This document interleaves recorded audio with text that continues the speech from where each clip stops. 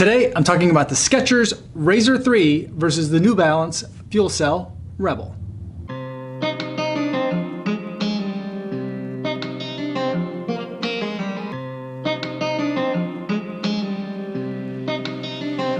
Man, I went from a bag to a bag to a bag. I remember me and mama used to ride the cab. Pull up at the lot, no more lease, we paying cash. Show up to a crib, hand the keys to a Jag. That's that light work, flexing so much it hurt. Used to rock hand-me-downs, now Versace down my shirt. I remember them days we couldn't wait for the first. Finally made me a meal, now we eating off the verse.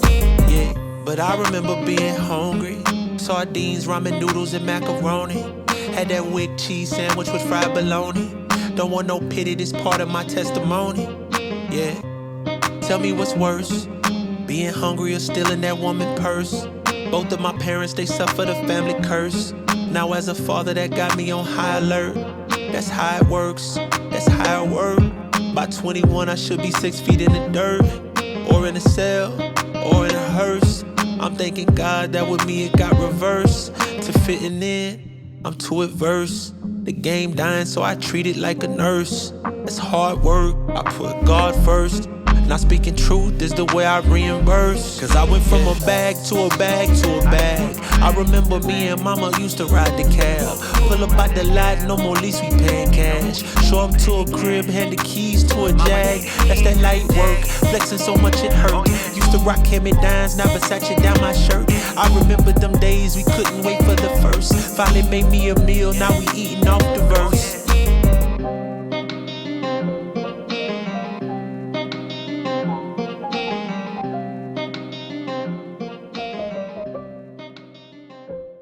9.6 miles, running the exact same route in each of these shoes, just 6 days apart. Running 805 at 144 beats per minute in the Razor 3, and running a little bit more relaxed at 8 minutes 22 seconds per mile at 140 beats per minute in the New Balance FuelCell Rebel. Now, before I get into which of these two shoes I prefer, let's go over some disclosures. The Razor 3 is a pair of shoes that I purchased with my own money. It was on sale for 50% off, which is what explains this color. And the FuelCell Rebel is a shoe that was sent to me for the purpose of review by Roadrunner Sports. However, no one's going to reimburse me for any purchase price or pay me to make this video or to include a shoe in a video, and no one's going to get a chance to preview any of my thoughts or footage before you guys get a chance to see this video on YouTube. Now, with those disclosures out of the way, let's talk about these two shoes head to head. We've got Hyperburst versus FuelCell. We've got the Razor 3 versus the FuelCell Rebel. In the Razor 3, we've got an unbelievably light shoe coming in at 6.4 ounces and 24 millimeters of stack height, which is a pretty generous amount for a faster day shoe, and just 4 millimeters of heel drop. With the FuelCell Rebel, we've got a little bit of a heavier shoe, something that's a little bit more along the lines of what I would expect for this type of shoe, 7.3 ounces, with 16 millimeters of foam in the forefoot and a 6 millimeter drop. Both of those ranges are just about right, what I tend to prefer these days for my longer fast run shoes. Now, in terms of the similarities between these two shoes, I'll say that they're both not very good at kind of your daily training speeds or just running at a slower, more relaxed pace. Both of these shoes really like to go fast, and that's a good thing because they're both really good at going fast. I love running in both of these shoes on my faster day paces.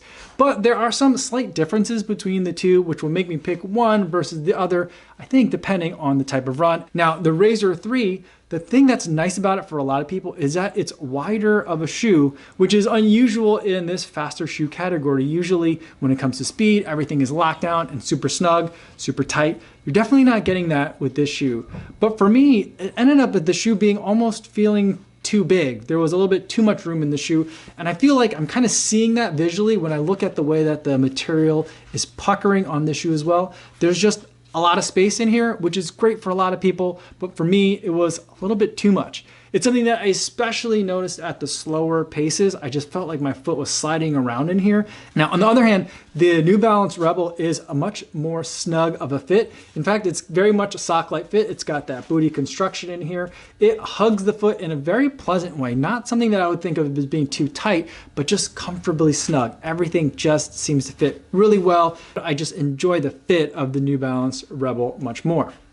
Now, when it comes to running at speed, I mentioned that I didn't like running in either of these shoes at slower paces, but I dislike running at slower paces even more in this shoe just because of that size issue.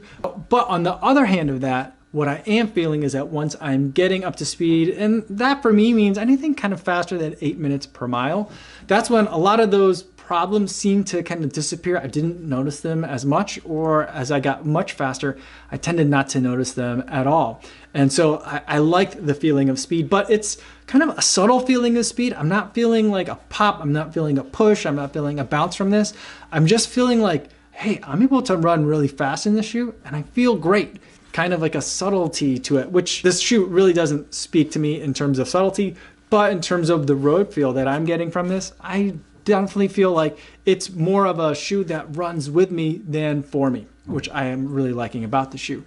On the other hand, the FuelCell Rebel has a little bit more of a bounce to it, a little bit more of a pop. And I find that to be really pleasant in terms of my foot strike. When I'm hitting the pavement, when I'm running on roads, I'm getting a nice amount of give back from the shoe. And I like the timing at which it gives it back to me for those faster paces. The other thing I'll say is I feel like I've enjoyed the shoe more consistently or at a wider variety of paces. So like at really slow, like recovery paces, I feel like even though this heel area looks gigantic, I just feel like there's not enough softness in this area for me to really enjoy it for recovery paces or like easy, slower runs.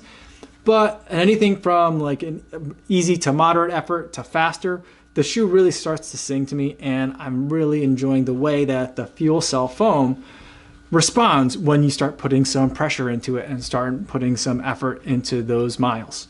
So for me, the way that I would differentiate or how I would decide which of these two shoes I would reach for, I think if it were a shorter race, I would reach for the Razor 3 because of that incredible lightness.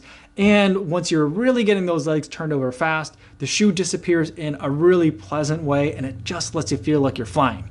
But for my longer, faster training runs, that's where I feel like I really like the FuelCell Rebel. It strikes a balance really well of a shoe that you want to be able to perform well, so that way when you're putting in those harder efforts, you feel the benefit of that effort, but also giving me a little bit more comfort up top, so that way it's something that I can log a lot of longer miles in. So I feel like for the most part, I'd rather reach for this shoe over the Razor 3, and I'm gonna give the New Balance FuelCell Rebel an edge in this kind of retro throwback battle, because I know these shoes have been out for a little while. But I'm only getting to them now, and I still think they're both pretty exciting.